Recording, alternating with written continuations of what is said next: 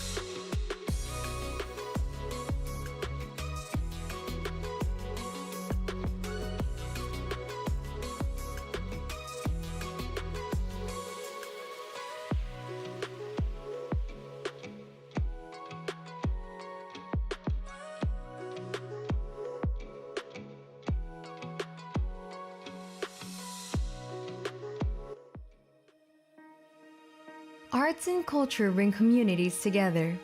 Each step in this journey aims to strengthen cultural ties between countries around the world.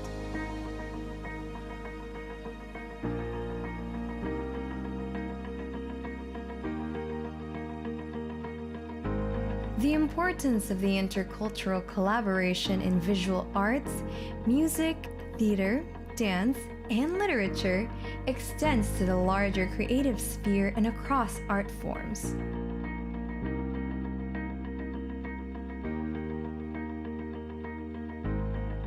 As we walk through this exploration comes extraordinary passion and beauty in every unique value, practice, and discipline that define each society. Arts and culture go beyond being a medium of self-expression and a canvas for our imagination. It is our footprint, our history, and the value we pass down to generations.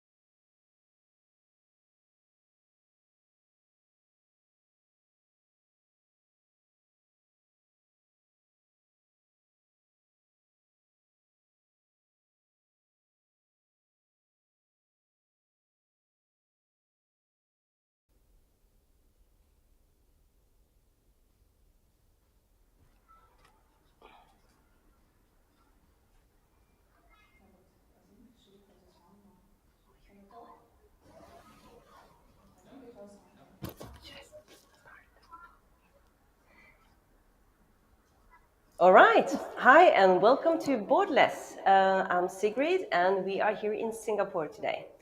So, with us today, we have Sasha Pinto-Jayawardena. Sasha is a Sri Lankan multidisciplinary creative with a background in history, literature, creative writing, and interdisciplinary arts. She has a background in conflict resolution, peace building, and youth work through her 14-year commitment to the Unity Mission Trust, a nonprofit organization founded by her parents in 2009, prior to the end of Sri Lanka's civil war. During her time as a postgraduate, her research led her to investigate the intersection of pop culture, soft power, and the role of art and the artist as arts and cultural leaders in the context of nurturing global citizenship and ambassadorship amongst fans and consumers of art. And Sasha's latest research is the background of her topic today. Welcome to Sasha.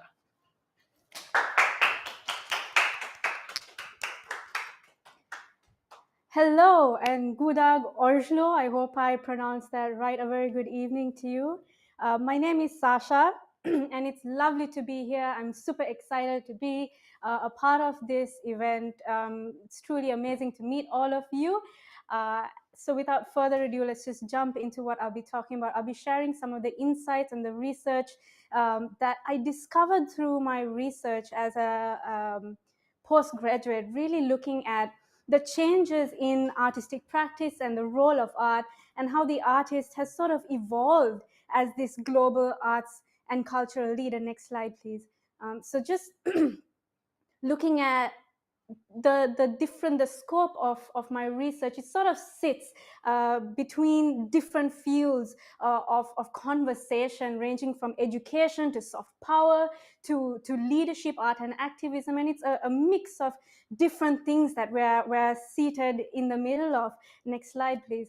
And to really understand how the artist has sort of evolved and changed and grown into how what I recognize as arts and cultural leaders and individuals who are able to really nurture the audience's practice of global citizenship. I'll be talking about these different topics. This is sort of a roadmap to give you an idea of what to expect. So I'll be taking you through global culture and the different changes in global culture and global citizenship, and the concept behind global citizenship and how that really relates to the artist and how the role of art and the artist have sort of changed today, and how all of these things cumulatively and subsequently have impacted the creation of these aesthetic goods and aesthetic products that are able to really nurture the audience's practice of global citizenship. Next slide, please. So yes, next slide. So I think before we really get into understanding how my research shows how the artist and the role of art and the artist have changed, I think it's really important for us to take a peek at what culture means. It is one of the most problematic terms that's there. It's such a gray space. A lot of researchers have tried to really figure out what it means, but a couple of the things that really stand out is that art is inseparable from culture as a definition, and there are a couple of things that repeat, and that's intellectual sensibility, populist sentiment, some sort of intellectual achievement, social behavior. Next slide, please. And we also see that the word culture can be used in terms of a way of life or an artistic and intellectual side of civilization. So just to really look at thank you, Shinki. I think that's one of my friends who's online. Hello, from Sri Lanka, that is. So yes, to just really look at culture and the way in the backdrop that sort of frames the artist today. In the next slide, if we can move on to the next slide, popular culture, right? So just want to quickly look at popular culture as a definition, because that's where we're at today, right? That's what we consume. That's where the artist is today. And really, my research looked at the global artist and the celebrity artist, so it's important to look at popular culture. And as a term, it's quite funny. This term also inherits some of the problematic nature of culture as a definition. Researchers talk about it as a melting pot where it's so diverse, and where, popular culture, there is this nature to promote cultural pluralism. But there is a key problem that's really important to address with popular culture, and that is the mindless mass. So one of the things that frames popular culture, which a lot of researchers critique, is the audience's habit of absorbing and critiquing events, content, information without understanding it or without evaluating it. And this can inevitably lead to what we call political polarization, because there isn't a concrete understanding of really what's happening. It's sort of like everyone gets sucked into this current and they're talking about things without really critiquing and understanding it. And another thing that sort of frames popular culture is that a lot of us consumers become victims of what researchers call media manipulation. And one of the key problems here is that it's really difficult to distinguish between what is real and what is manufactured. So one of the key questions is the distinction between reality and what is sincere. Next slide, please. Yes, so this is where we're at, right? Looking at where the artist is and how the role of art and the artist can be framed in today's culture. We have modernization that sort of led to the development of social media, and because of that, the physical boundaries of nation states have crumbled, and it has allowed for cultural flows to take place on this cross-border platform where there is really no restriction to how information can be created and proliferated. And because of the way in which it's so easy for us to connect, just like how you and I are connected right now from different parts of the world, there's this shared global experience that sort of comes about, which inadvertently leads to sorry, the development of the ability for an individual to self-identify and self-actualize themselves as global citizens, as belonging to the world at large. So this is the crux. This sits at the center of my research in being able to identify that all of these changes in global culture, in the way cultural flows are taking place, in the way boundaries, physical boundaries have collapsed because of social media, this has changed how the artist connects with the world. Let's move on to the next slide, please. So one of the important things to just really understand, which sort of frames artistic practice, is something that a very prominent researcher named Stuart Hall proposes: the encoding and decoding of information. So we have the production process, which then moves to circulation, how it's sort of circulated across different channels, like social media, YouTube, whatever, and it's consumed afterwards by audiences, and then it's reproduced. So it's sort of this self-correcting and cyclic sort of mode of how information is sort of created and processed and consumed and redistributed. And this pretty much frames how the artist and how art and the artist actually function in today's context. Let's move on to the next slide. Yeah, let's move on to yes. So having really established culture, popular culture, how there is this cultural flow, cross-border cultural, really borderless cultural flow taking place. Let's look at global citizenship and why global citizenship is really important to talk about. One of the things, I'm not going to go into detail to read all the minor points, but one thing that my research identified is that the artist can be identified as a leader of global citizenship.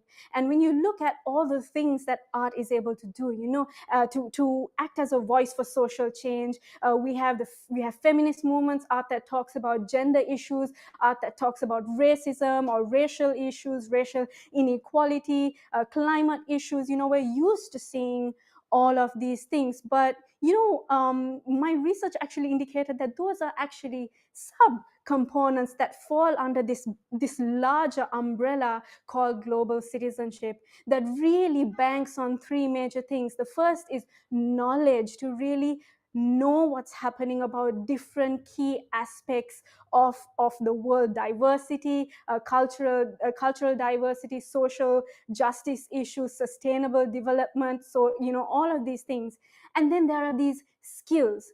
And what's really cool about this is that one of the key skills that's required for global citizenship is critical thinking, and this intellectual capacity, which, when I was looking at this, sort of links back to one of the key things that culture is used to be defined by. And then there are these values that are integral to global citizenship: the ability to care, the ability to commit to a social cause, the ability to challenge, the ability to inquire. And this actually acts as the bedrock of all of these activist movements that frame the artist as a diplomat, or the artist as an activist. So this was a key finding for research, for my research. So if we move on to the next slide, one of the things that really stand out about global citizenship is the pragmatic methodology. So that's a mouthful, but what's really important here is that global citizenship requires someone to critically evaluate. Can we just jump into the next slide, which gives you this 3-step process, right? There is inquiry, you seek meaning, and then you discover truth. So how this actually relates to the artist that my research sort of was identifying as this, new type of global artist, is an artist who is capable of not only creating art using the pragmatic methodology, but creating aesthetic goods that retain this methodology and compel the audience to apply this methodology in day-to-day life, which is also another mouthful, but I will go on later to really illustrate how this is taking place. Let's move on, please. So yes, so one of the things about pragmatism and how it connects to global citizenship is really the ability to reject difference and to embrace commonality, which actually sits under all of these activist movements, right? Particularly with regards to equality, whether it's gender equality or racial equality, or whatever it is, really, this sits as like the bottom layer under art. So if we go into the next slide, we take a look at how pragmatism can be connected to aesthetic goods. So what's aesthetic goods, right? It's anything that the artist produces as a result of their creative practice. It could be a music video, it could be a work of art, it could be sonic, it could be visual, it could be sensory, it could be a combination of these different things. But what's really, really cool about what's happening now is that researchers indicate that if, in a nutshell, right, if researchers say that if aesthetic goods are created using the pragmatic methodology, pragmatism, then perhaps art will be able to retain and sustain certain values. Usually what's happening now is that art can be fleeting, even though we see art that makes us think, it makes us feel, it makes us reflect.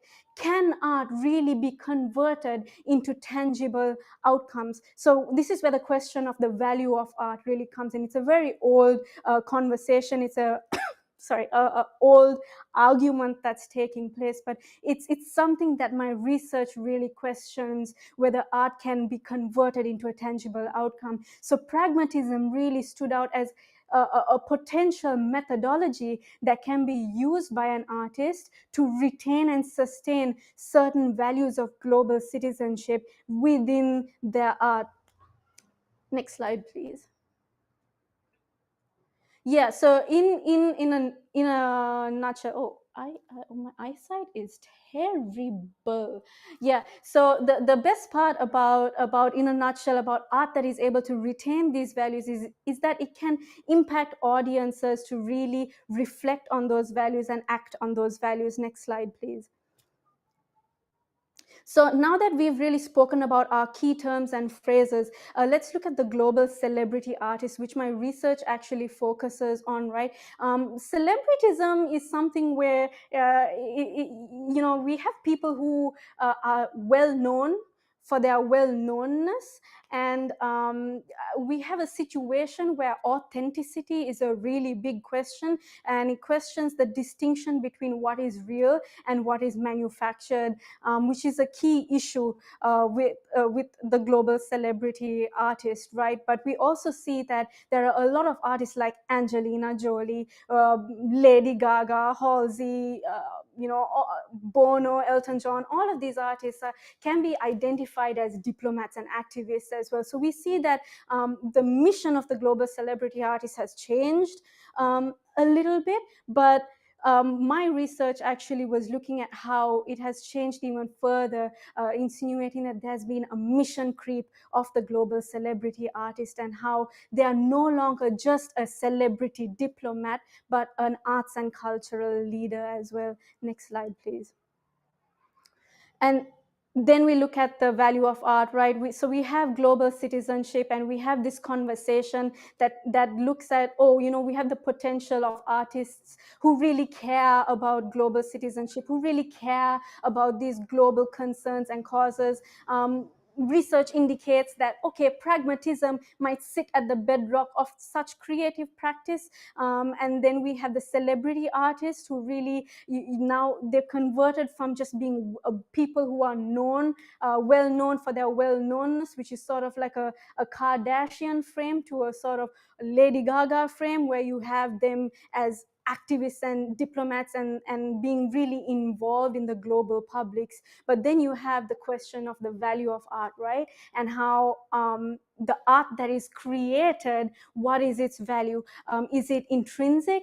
Is it that it can inform? Is it that it can be converted into a tangible outcome?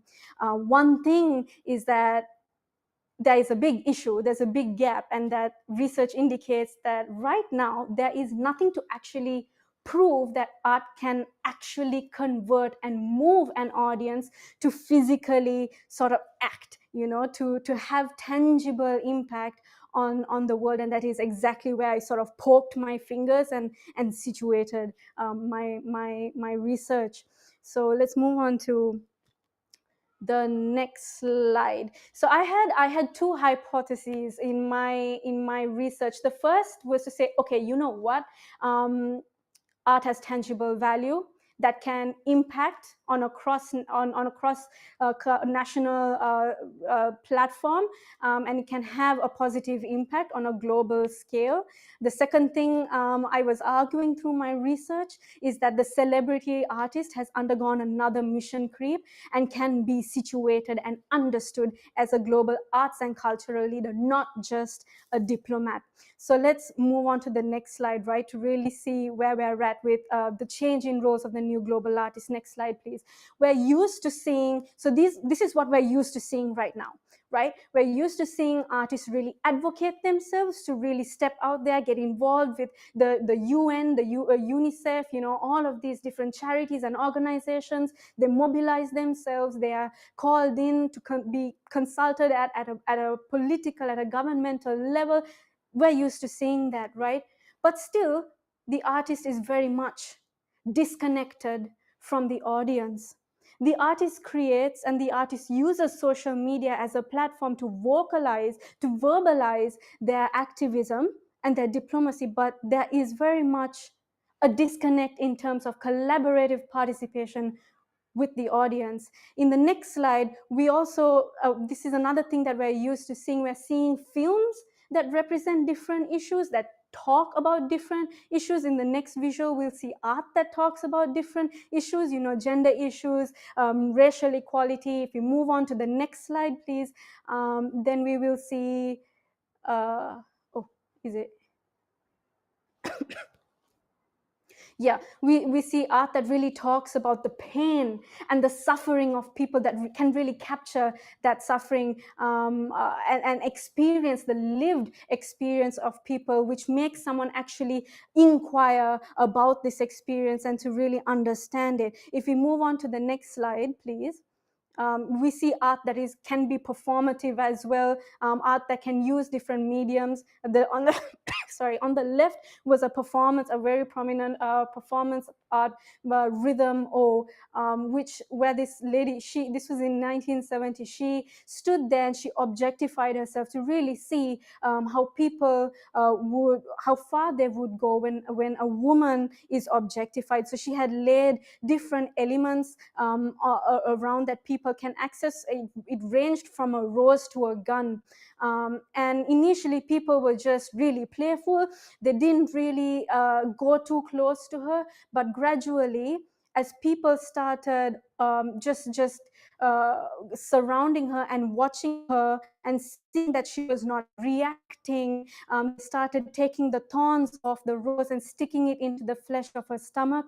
And then they ultimately that escalated to one guy who picked up the gun, which, mind you, was loaded with one bullet, and held it to her head. And that is where the audience sort of intervened. So it really questions the objectification of the woman. So we have really provocative art like that as well, where the audience sort of is involved in a very different way in this particular narrative. We have art that really talks about gender issues. The piece on the right, that really situates the artist and reflects of the role of women, the role of the colored woman, especially in a predominantly a patriarchal sort of landscape. And all of this is there. But again, we need the question that my research was looking at was the disconnect with the audience as well, and how this art can become a tangible sort of, yeah, have a tangible impact on the audience on a long-term scale. So if we move to the next slide, please. What my research ended up doing was to use BTS, a South Korean artist, Bangtan Sonyeondan, to really use them as an example to try and understand how there is this new type of global artist who is able to really use their art to connect with an audience that is cross national on a global scale and nurture their practice of global citizenship. So if we move on to the next slide, one of the things that really stands out about this group of artists, right, is that yes, they are philanthropic, yes, they are activists, yes, they're definitely diplomats, but there's another layer that's there, where they can be seen as leaders of their army, the BTS fandom, which is known by their acronym army. This is an image that's taken from their presentation at the United Nations General Assembly Sustainable Development Goals moment in 2021, where they actually presented ideas that they had collected from their fans about what the youth, what teenagers and young people in their 20s really think about where the world is at, particularly between the last 3 years, and what their hopes and dreams are for the future, and what they want to see world leaders achieve and accomplish to secure a more sustainable future for young people. So we really see a collaborative sort of dynamic that's coming in here. But if we move on to the next slide, it's great to really identify this change in artistic practice, but that led me to automatically question something. What's the relationship like with between the artist and the audience? So celebrity artists, and even many visual artists or fine artists, or whichever aspect of the creative industries, there's a bit of a disconnect. And what I'd like to really look at is this horizontal or rhizomatic relationship between the artist and the audience, that is completely horizontal and not vertical. And what my research indicates is that if an artist is able to establish a horizontal relationship with their audience, then there is this trust, this transparency and accessibility that is developed between audience and artist, and that automatically impacts how their art can be consumed, because then there is this sense of trust that sort of supersedes their work. And this automatically counteracts the issue that popular culture has, that we spoke about initially, where there's this huge problem between trying to discern what is real and what is manufactured. It also counteracts the problem with pop culture and the celebrity artist, with disassociation, and the how the artist can be identified as an isolated event as opposed to a collaborative event. Let's move on to the next slide, please. So automatically, while looking at the changes that I was noticing with this group of artists, the first thing I questioned, besides looking at their relationship with the audience, is, okay, what tools are they using to create their aesthetic goods? So for them, I counted their aesthetic goods, their music videos, their lyrics, their performance art, and or any product that is officially released as the sum total of their creative practice. And one of the things that really stands out is the artist's flexibility and versatility with all the different types of tools that they're integrating into their creative practice. They use different narrative techniques, they use dance and movement as a form of theater and storytelling. And something that's really consistent with them is the fact that there is consistent messaging which has been there in their work across the last 10 years. So just looking at the tools, if we move on to the next slide, right, this is just an example of another tool that they use, where they use philosophy. They reference Carl Jung's work. If we move on to the next slide, to really show how they visualize it in their work. Next slide, please.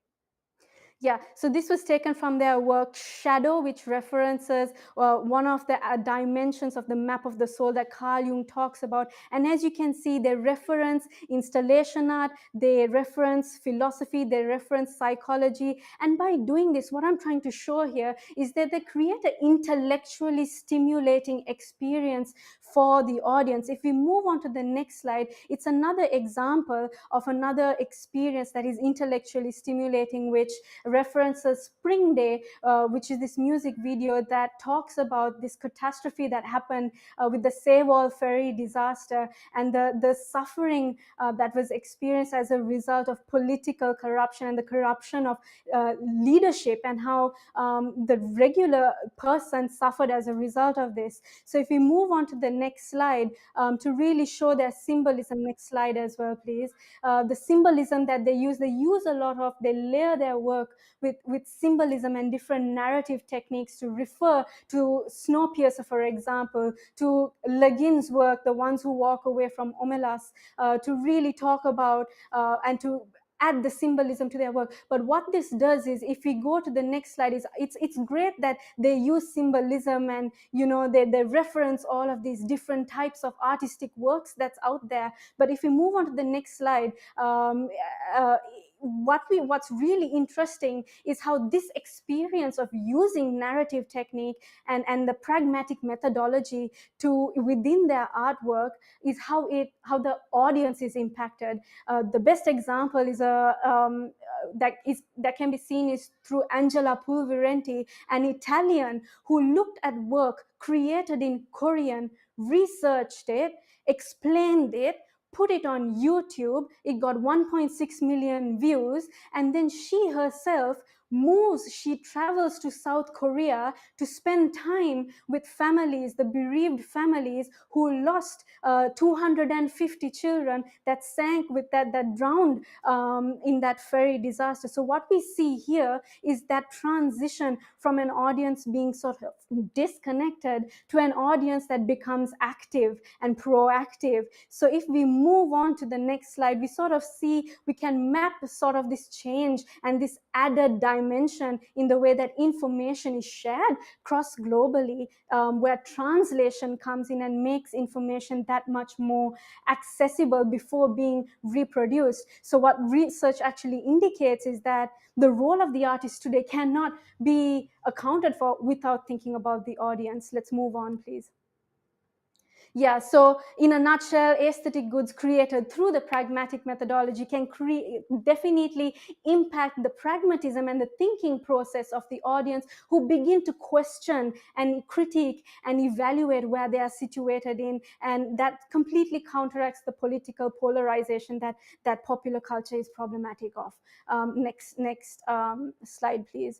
Yeah, so we can move past this to the next slide. So one of the key aspects of global citizenship is the unstandardized participation across different points of interest, and the different values that global citizenship talks about, to really care about the world, whether it is about gender, whether it is about climate change, whether it is about health, or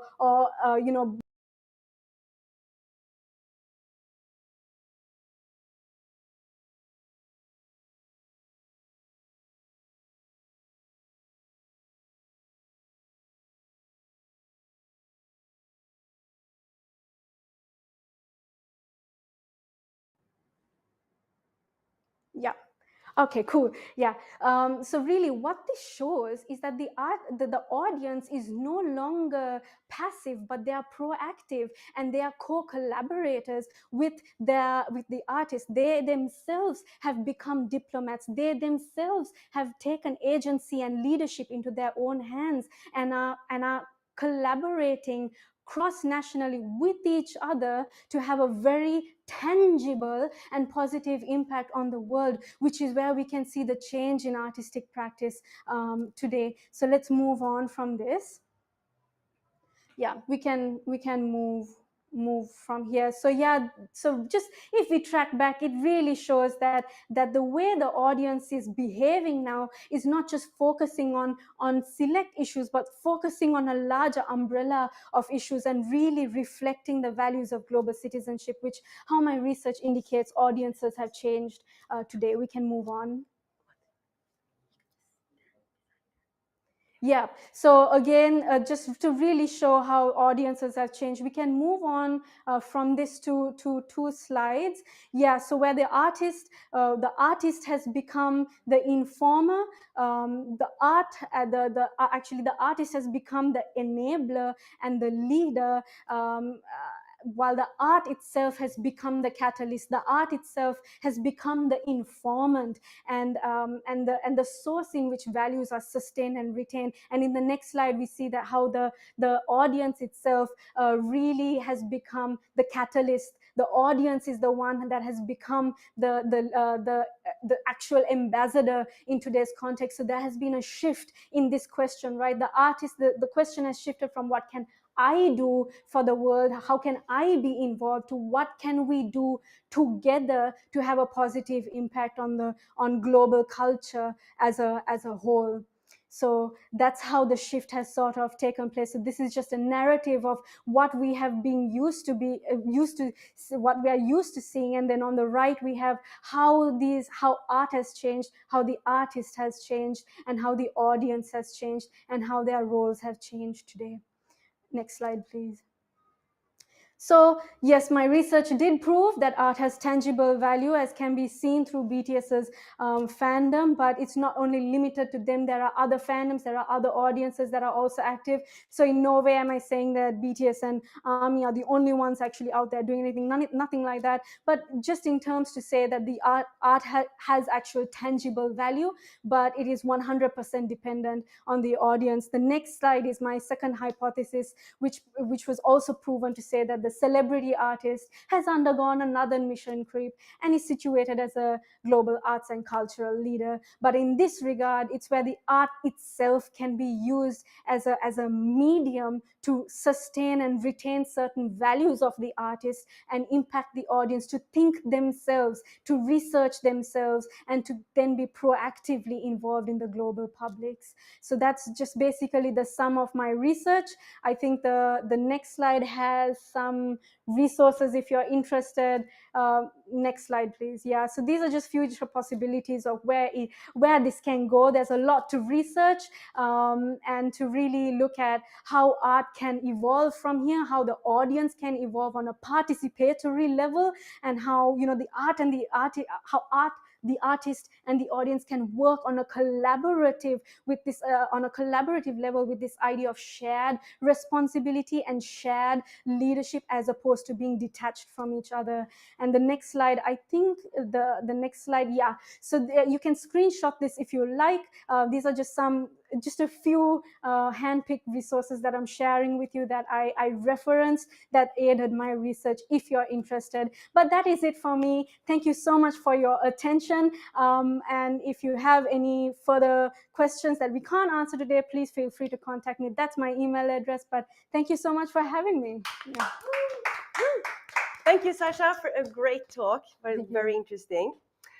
We have time for a couple of questions. So if anyone have questions, please post them or in the room or the audience. I think I did see.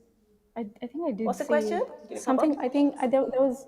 Do you have any questions? Let's have a look. Okay, while we wait for that, so can the BTS, and the army, can this be replicated? Replicated. So the thing about this is it cannot BTS, there will never be another BTS. There will never be another ARMY. The same way that there will never be another Lady Gaga. But what is interesting is that we can learn. We can learn from their strategy, and we can learn from how they're behaving and how they're doing what they're doing, and how they're using art as a medium and the vehicle to really impact, and how they're really using their collective leadership and collective responsibility, shared lived experience to have a global and cross-national impact. So we can learn, but they can't be replicated.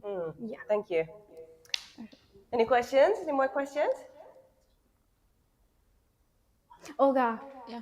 Hi, Olga. Hi, hi, Sasha. Thanks Hi. a lot for the interesting topic, and I'm also into K-pop, and I understand that you can talk about Yes. that forever, basically. But we Yes. have some questions here. Does this mean an artist really needs to leave their message in all their art instead of just talking about that in public just once in a while? How do you feel? Well, here's the beautiful thing about art. It can be anything it wants to be. Okay, and I think it really comes down to the intention of the artist. Is that the objective of the artist? Does the artist want to achieve that kind of impact? And what's the objective of the artwork? Is it to inform? Is it to make the audience? Is it to impact the values of the audience? So it really comes down to the objective of art and the artist. If the artist thinks that they want to use their art to influence and impact the values of their audience, and to really think about how the audience is going to benefit and gain in terms of values, on how we can live together on a cross-national level as responsible global citizens, then yes, perhaps it is important to really entrench your work with positive messages that retain and sustain the values of global citizenship. But again, it comes down to objectives and intentions of the artist. It doesn't have to be. If they want to, it can be. Thank you. My pleasure. All right.